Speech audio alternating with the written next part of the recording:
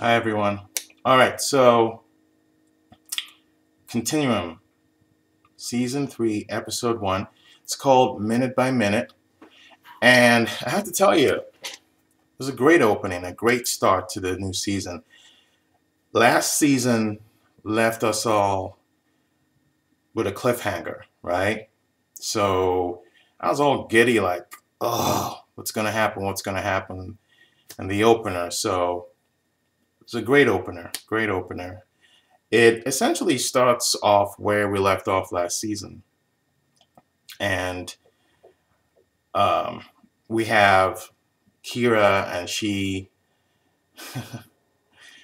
Keira is the prisoner of the Freelancers, and she's prisoner along with the other members of Liberate, and they come and get her. By the way, this is obviously gonna have some spoilers, so if you don't want any spoilers, you probably should come back later after you've seen the episode.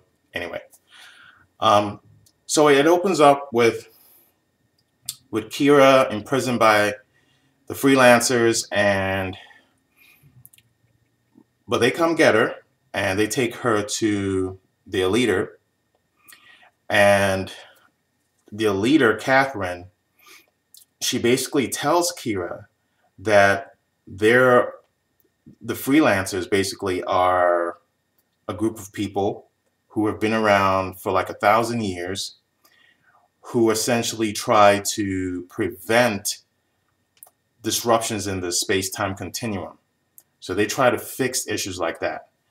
You know, when people go back in time and start messing up with the space-time continuum, they try to fix that before it gets to a point where it's too far gone. So Keira's like, so you guys are like a cult? And she's like, no, we're not a cult. But that's basically what the Freelancers are about. They're about setting things straight so that the space-time continuum doesn't get screwed up, all right? So they tell Keira, Catherine tells Keira that we all know how last season ended. Basically, Alec used the little time gadget to go to essentially go into time. We didn't quite know where Alec went, but what essentially happened was Alec went into the past, all right? He went into the past by 1 week. So he went back into the past by 1 week. 1 week back into the past. So Catherine tells Keira that she has to help to change what has just happened, because what Alec has done now is he's created two separate. In fact, they had a very cool visual effects because Catherine was telling Keira about what Alec had done, and she got on some kind of table device, whatever, and it kind of showed up almost like a hologram, and it brought up this tree, and the tree branched up into two, right? And one branch went this way, another branch went that way. One was red and the other was kind of bluish green or something like that. And Catherine was explaining that what Alec had done now, because he went back in time by 1 week, is he had created two timelines. And in one timeline, the one that Keira is in, along with Catherine, the Freelancers, the Liberate, who were imprisoned by the Freelancers, Alec is not there. But on the other timeline, there are two Alecs. All right? So essentially, Alec has created a big problem. And Catherine is telling Keira that Keira is the one who can change this and who can make this right. Because what's essentially about to happen is the time that they're in right now is about to be destroyed. And we're going to see that later on as Keira tries to escape with Garza, the blonde girl. But Keira's like, she's not buying it. She's like, crap, whatever. I'm not going to be a part of this. So they take Keira back into the jail cell downstairs. And then, but as she's headed down, they're bringing up Garza to get interviewed as well or interrogated. While they're bringing her up, she crosses paths with Keira, and boom, they go after their captors. And they're just tearing some stuff up. I mean, Garza's kicking this guy's ass. I mean, and Garza's got like her hands are like handcuffed, and also Keira's hands are handcuffed, and they're just beating these guys like they're nothing, man. I mean, and this is like a real fight, beautifully choreographed. That's the other thing I like about this show. Fantastic choreography. It looks really real. It doesn't look like the two guys fighting these two girls. It looks like tough as nails, kicking, throwing around, and it was beautifully, very well done, very gritty. All right. So you've got these two women in handcuffs beating the hell out of these guys. The guys are beating them too, and you're like, oh my God, you know, this is hardcore. It was like, I was just thinking this is like MMA fighting or something like that. I mean, it was hardcore, but in the end, the both of them went out, and Garza manages to grab a gun of one of the guys, blows him away, blows out the other guy who's choking Keira at this time, and they start heading out. They start running, trying to get away from this place. And as they're heading out, trying to get away, the freelancers are after them. They try to hide. They realize there's no way they can hide because they're going to be found. So Garza's like, all right, I'm going to try to misdirect them, and then you can run and go get help. And I can trust you, right? And Keira's like, yeah, I'll come back with help. As Garza's about to run off to distract the freelancers, they shoot her, all right? And then they capture Keira anyway. So Keira comes back, and you know, she's like, what do you guys want from me? And then Catherine shows her this time machine, and it reminded me of the moment I saw that time machine. I was almost thinking about Hannibal. All right, The Silence of the Lambs. I was thinking about that. I was just thinking about the whole getup. Just seemed really antique to me. And you know, when he was kind of in that little cell and everything looked kind of quaint and rusty and stuff. That's the kind of vibe I got. Anyway, Catherine shows Keira this kind of time machine. It's like a dentist. You know, when you sit on a dentist bench, and it's kind of like that, a chair, and then there's a circle around it, and it's kind of cool. The special effects here, it's like a circle that just keeps coming up, shoop, shoop, shoop, shoop, and starts rotating once you get inside. It's beautiful. Almost like what is it, like Stargate? If you ever seen Stargate when that stuff starts rotating like that. Yeah. Anyway, I digress. But so Catherine is trying to tell Keira, you know, and while this is happening, the time that they're in is beginning to get destroyed. Buildings outside are beginning to explode. There's a storm outside. There's thunder. Their time frame is like about to get shut down. So it's pretty like antsy right now. Stuff is getting really, really tough and dangerous and going down the wire. And Catherine's telling Keira, you got to get into that machine and get back to where Alec is and try to change what's about to happen here. And so Keira gets in the machine and she goes back. Meanwhile, Alec has gone back, right? He went back 1 week in time because he went back to save Emily. Remember Emily? The girl he loves.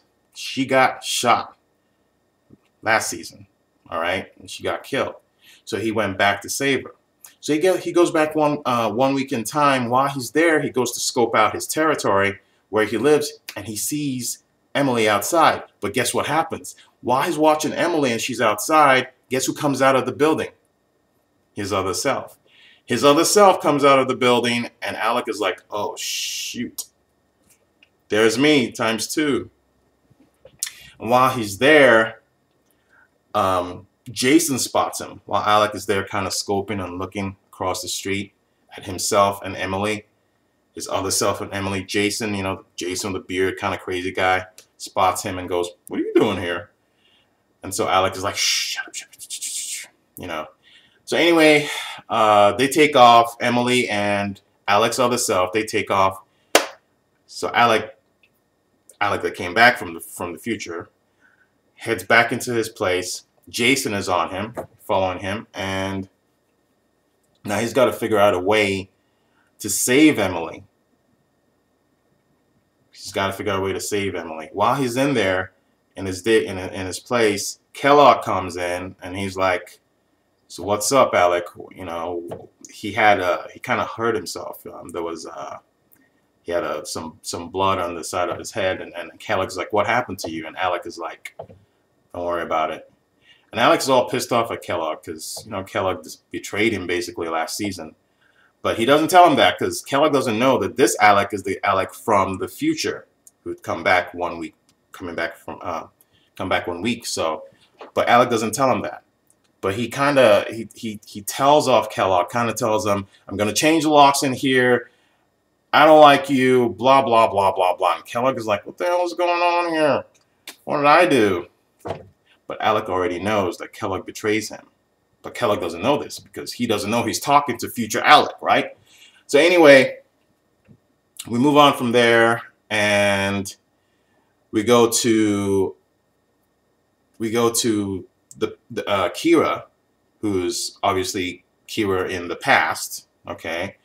And she's essentially with her partner, and they are talking to the boss, and the boss is freaking out because of what went down last season. And, you know, so they're kind of trying to figure out how to get through all that. And so they're doing their thing there. They get outside. They actually capture one of the liberates the scientific geek guy. They catch him in his little truck or something like that. So they catch him, and she runs into Alec,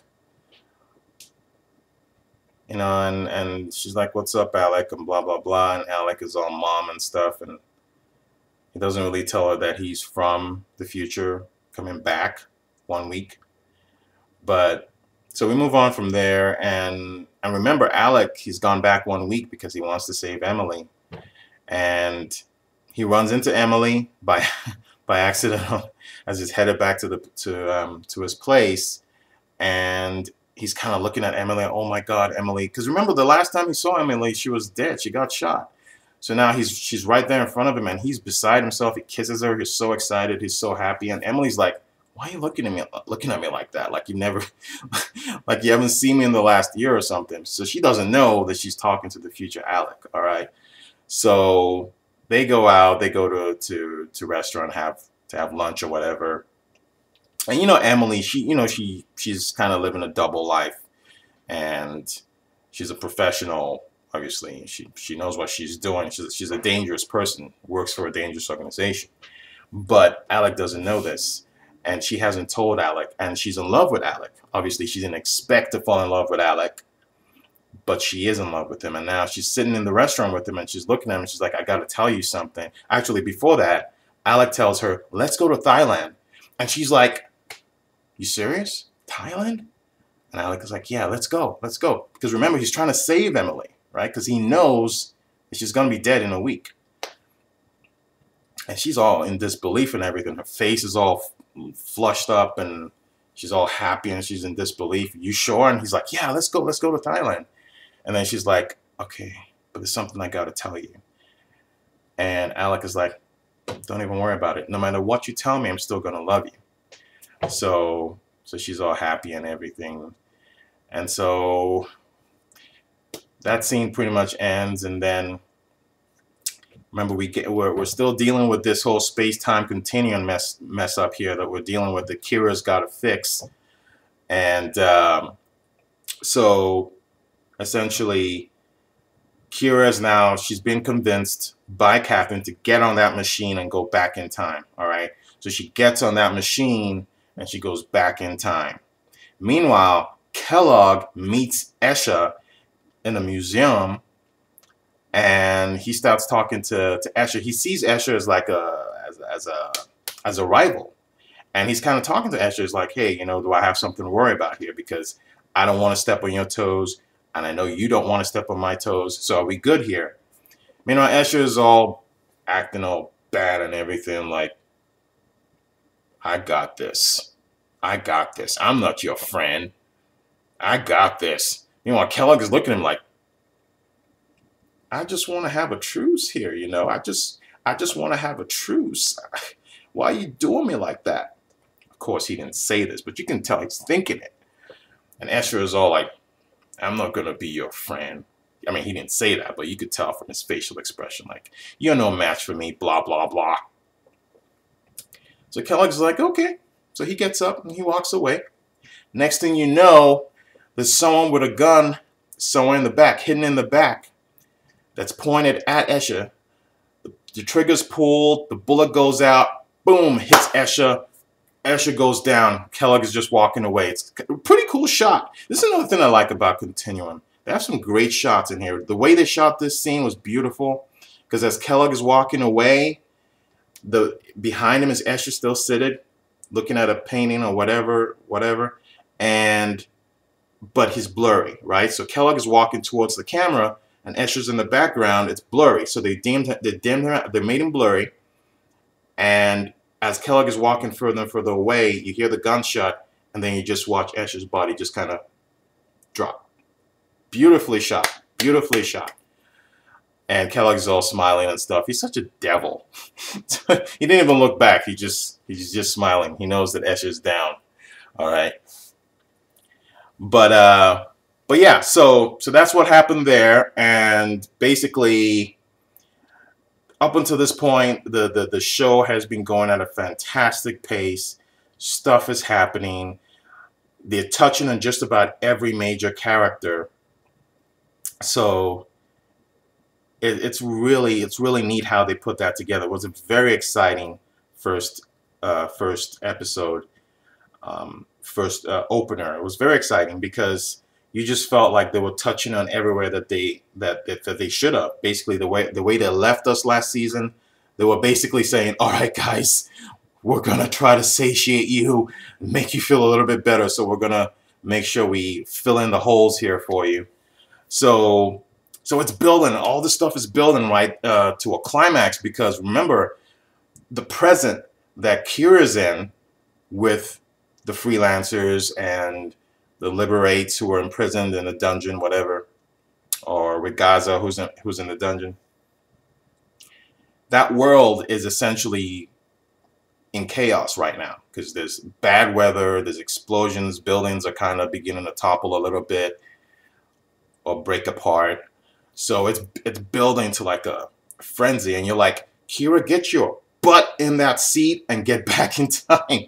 So Keira's like, so she's talking to Catherine, and she's like, so what do I do with my other self that's in the past? What do I do with that?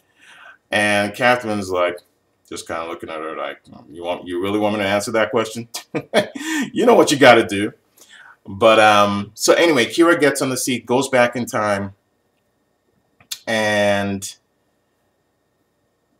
yeah, so she gets back in time, and she goes right back to where she's at currently. So she goes back to the same place where she's being held by the freelancers. And the first thing she does is she goes down into the dungeon and lets Garza go. She sets her free. And Garza's kind of looking at her like, why are you setting me free? What's going on? We don't like each other. Why are you doing this? And Keira's like, just get your ass out of here. Just go. All right. And she gives her directions on how to get out. Because remember, earlier, they tried to get out. They were running through this tunnel trying to get away. And ultimately, Garza got shot and Keira got captured again. So Keira knew the route because she had already been there in the future. So she told Garza the directions. All right, you got to go. Make a left here, make a right there, run. You're going to get to an edge of the building. You're going to see some water, and that's your freedom. So Garza takes off. But Garza tells her, I'm not going to forget this. You know, she's like, I'm not going to forget you did me this favor. But she takes off, right? And she is this girl can run. I was just like watching. I'm like, oh, my God, she can run. Just running down that tunnel. She gets to the edge of the building. It's just another beautiful shot by Continuum. By the show, the camera pans out and you can see she's literally on the edge of this almost like a prison type building, but it's got opened walls for windows or whatever, or doorways, and it's a beautiful shot. There's some water, like waterfalls going off on either side of her, going down into the ground, and Garza doesn't even hesitate. She just dives right in there. She just like I'm out of here. She dives in and she's gone. She goes out of the camera shot. She's gone. She's escaped. Well, we hope she's escaped because I figured, man, that's a long dive down. It didn't show the entire shot how far up she was, but I figured, man, with the water falling on either side like waterfalls, I'm like, it looks like it's deep, pretty tall, but she didn't even hesitate. She just dove right on in. But anyway, so we're just gonna assume she escaped. Okay, we're gonna find out down the road if she did, but more than likely she did. So we get back in there, and Keira has been she has now been caught again. She's been caught by the freelancers again, and they bring her in, and they bring her to the leader, Catherine, and Keira basically tells Catherine everything that Catherine told her 1 week in the future about what the freelancers were, how long they've been around, how important it is for her to fix the space-time continuum. And she had some kind of coating on her hand, on Keira's hand, that Catherine put on there. And they ran that coating, and that's how they confirmed that she's telling the truth. So basically, they knew that she came from the future. So yeah, so she basically told Catherine that. And then we move away from that scene, and then we see Alec. Remember, Alec is trying to get the hell out of there, right? He's trying to get out there with Emily. Let's go to Thailand. He doesn't tell her that he's from the future. He doesn't tell her that she's going to get shot in a week. He's just like, remember, he's trying to get out of there. So we see him in his place, and he's hurrying. He's like grabbing his passport and everything. I'm getting out of here with my girl. But she's not there with him. So we assume that she's probably at her place preparing to meet up with him or something. But, oh yeah, by the way, Emily actually was the one. Remember, I was talking about Kellogg and Escher and how they had a scene in the museum, and Kellogg was walking away, and the beautiful shot, and Escher gets shot behind him, and he goes down. The person that actually shot Escher was Emily. Right? She takes off, throws the gun in the trash bin, gets in the car, drives off. She had some kind of mask or hoodie on, and we see her. She takes it down in the car or whatever, and we see it's actually Emily. We're like, oh, shoot. Remember, Emily's got all these secrets, right? She's like a professional killer. So she actually handles that issue for Kellogg. But anyway, so now Alec is trying to get the heck out of there. He's grabbing his passport. And he's like, I'm getting out of here. I'm going to meet up with Emily. We're going to Thailand. And as he's heading out, he notices a body on the ground at his place. He's at his place about to head out. He notices a body on the ground. He goes to the body, and he sees that it's Keira with a bullet hole through her head, and she's dead as a doornail. And Alec he just starts crying and bawling. He's like, I'm so sorry, and blah, blah, blah. And then he notices something behind him, and he looks behind him, and there's this person standing. The shot was done in a way that we couldn't see who the person was. It was kind of dark. But as Alec starts standing up, and the person walked closer to Alec, we noticed, oh shoot, that's Keira. And Alec is looking at her like, what the? And then he looks back, and then he looks at her again. Is like, he had that kind of look on his face, like, what the? And I think at that moment he realized what had happened. Because remember, he came back from the future too. So he knew that he had two of himself in the present that he was in.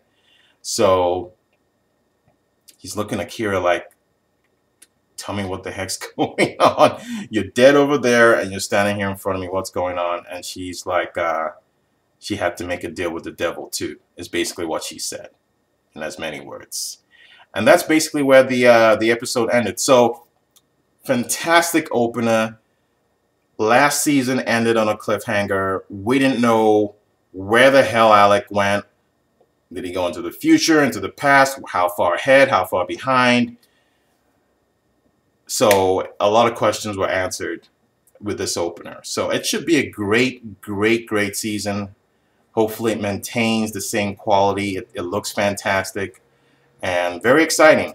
I'm looking forward to seeing what happens between Garza and Keira, because they have this kind of weird camaraderie going.